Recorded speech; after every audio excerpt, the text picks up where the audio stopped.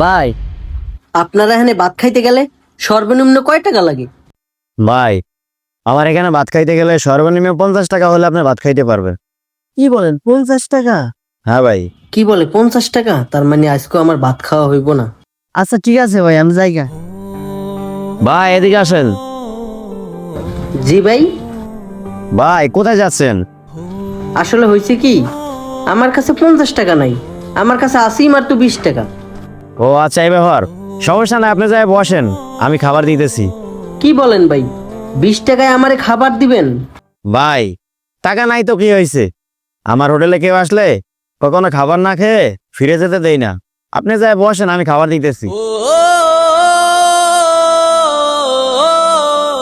ভাই মোশারফ। জি মহাজন। ওই বাইরে 1 প্লেট ভাত দাও, তরকারি যা চা তা দিয়ে দাও। আচ্ছা ঠিক আছে, দিতেছি বাদ।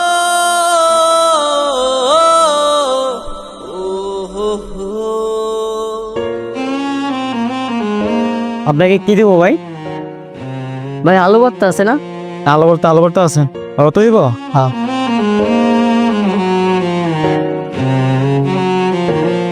এই যে আলু ভর্তা। ভাই আর কিছু লাগবে? না ভাই, আর কিছু লাগবে না। যদি কিছু লাগে আমাকে বললেন, আমি এখানে আসি। আচ্ছা ঠিক আছে।